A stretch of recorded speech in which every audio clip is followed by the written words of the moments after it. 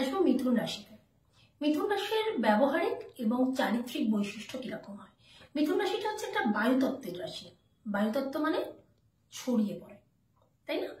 তো বায়ুতত্ত্ব যেহেতু ছড়িয়ে পড়ে, এটা হচ্ছে কমিউনিকেশনের রাশি।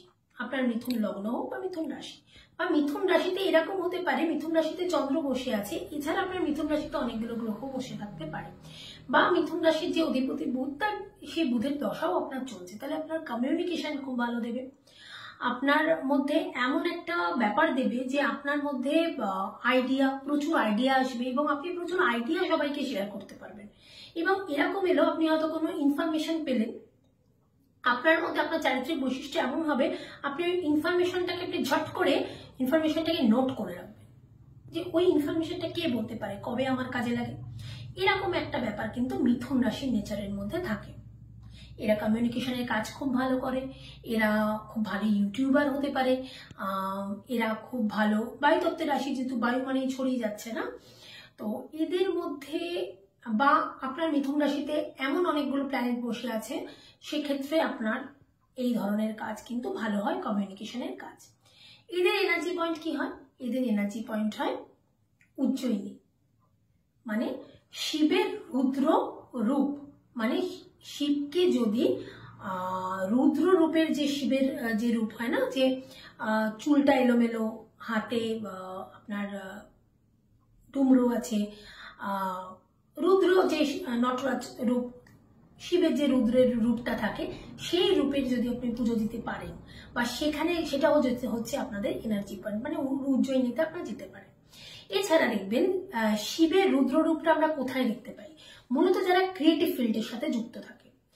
মিথুন রাশি মানে কিন্তু ক্রিয়েটিভ ফিল্ডের সাথে যুক্ত থাকে। সেই মিথুন রাশির আপনার আদ্রা নক্ষত্র হোক, মিথুন রাশির পুনর্বসু হোক, বা মিথুন রাশির মৃগশিরা নক্ষত্র, যে কোনো নক্ষত্র, যারা গ্ল্যামার ওয়ার্ল্ডের সাথে যুক্ত, যারা ফিল্ম ইন্ডাস্ট্রির সাথে যুক্ত, যারা ফ্যাশন রিলেটেড কাজের সাথে যুক্ত, তারা কিন্তু এই শিবের রুদ্র রূপকে পুজো দেয় বা পুজো করে বা মেনে চলে।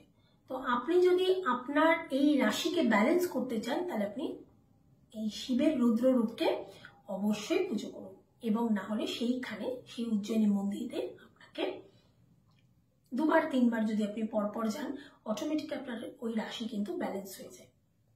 এবং এদের মধ্যে এমন একটা নেচার থাকে, এরা যে কোনোভাবে যে কোনো পরিস্থিতিতে কিন্তু এরা খুব ভালো ছড়িয়ে পড়তে পারে।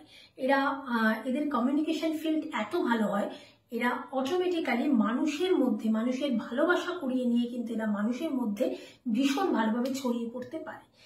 এটা একটা খুব পজিটিভ মাইন্ড। তবে মিথুন রাশিদের ক্ষেত্রে মাঝে মাঝে যদি চন্দ্র নেগেটিভ হয়ে যায়, তাহলে এদের ডিসিশন মেকিং এ প্রচন্ড প্রবলেম হয়। এরা ঝট করে ডিসিশন নিতে পারে না, এবং এদের একটা মেন্টার কিন্তু সবসময়ের জন্য লাগে, যে একটু পেট চাবড়াবার কেউ লোক কিন্তু এদের জন্য লাগে সবসময়ের জন্য, যদি আপনার চন্দ্র নেগেটিভ হয়ে যায়। তো চন্দ্রকে ব্যালেন্স করতে গেলে আপনি যদি দুবার তিনবার উজ্জয়িনীতে যান, তাহলে আপনার অটোমেটিক্যালি চন্দ্রটা ব্যালেন্স হয়ে যাবে। আর যদি সেক্ষেত্রে না হয়, তাহলে সেক্ষেত্রে আপনাকে কোনো ভালো অ্যাস্ট্রোলজার দেখিয়ে আপনার কেরিয়ারকে অবশ্যই বুস্ট করতে হবে। মিথুন রাশি হচ্ছে বায়ুতত্ত্বের রাশি। বায়ুতত্ত্ব মানে পুরোপুরি চারিদিকে ছড়িয়ে যাওয়া এবং অবশ্যই কমিউনিকেশনের রাশি। রাশি তো বললাম, রাশির প্রকৃতিও জানতে পারলেন, কিন্তু দেখা গেল আপনার পেট খারাপ হয়েছে। তার মানে এই রাশির যে পয়েন্ট আমি বলে দিলাম, যে এনার্জি পয়েন্ট এখানে, আপনি এখানে গিয়ে পুজো দিলে বা বারে বারে যদি আপনি এনার্জি পয়েন্টে যান, তাহলে গিয়ে আপনি অনেকটা ভালো থাকতে পারবেন। কিন্তু দেখা গেল আপনার পেট খারাপ হয়েছে।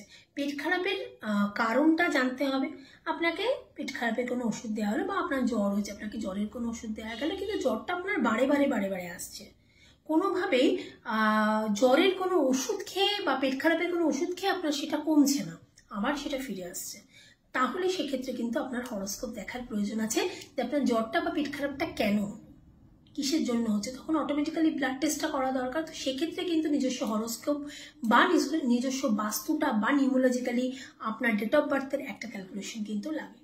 কিন্তু ইনিশিয়ালি এই রাশির ক্ষেত্রে কিন্তু এরকম তার ব্যবহার এবং এরকম তার মানসিক জায়গাটা হয় এবং এটাই তার এনার্জি পয়েন্ট হয়। এই জায়গায় যদি সে বারে বারে যায় বা বারে বারে গিয়ে সে পুজো দেয়, তাহলে অটোমেটিক্যালি তার চন্দ্র অনেকটা ব্যালেন্স হয়। এবং চন্দ্রই কিন্তু আমাদের হরোস্কোপে গ্রহ নক্ষত্ররা যেখানে যা পজিশনেই থাকুক না কেন, আমাদের রাশি কিন্তু অনেকটা আমাদের জীবনটাকে কন্ট্রোল করে, অনেকটা, মোটামুটি 70% কন্ট্রোল করে চন্দ্র। কেন? আমরা মন থেকে সবকিছু ভাবি এবং আমাদের মনে এলেই সেটাই আমাদের ব্রেনে যায়, তাই না? তো আমরা আগে মনে চিন্তা করি, তারপর ব্রেনে সেটাকে পাঠাই, তারপরে সেই কাজটা আমরা করি। ঠিক আছে, এবার বলবেন অনেকে হয়তো ব্রেন থেকে করে, কিন্তু না, এটা সবাই মন থেকেই ভাবি। আমরা মন থেকে ভাবি আমি ওটা খাবো, তবেই আমি ওটা খাই। আমি ব্রেন থেকে ভাবি না আমি ওটা খাবো, আমার মন থেকে তারপর ওটা ব্রেনে যায়। তো রাশির ব্যালেন্স কিন্তু করতে হবে। যখন দেখলেন করেও হলো না, তখন আপনাকে কোনো অ্যাস্ট্রোলজারের কাছে অবশ্যই যেতে হবে।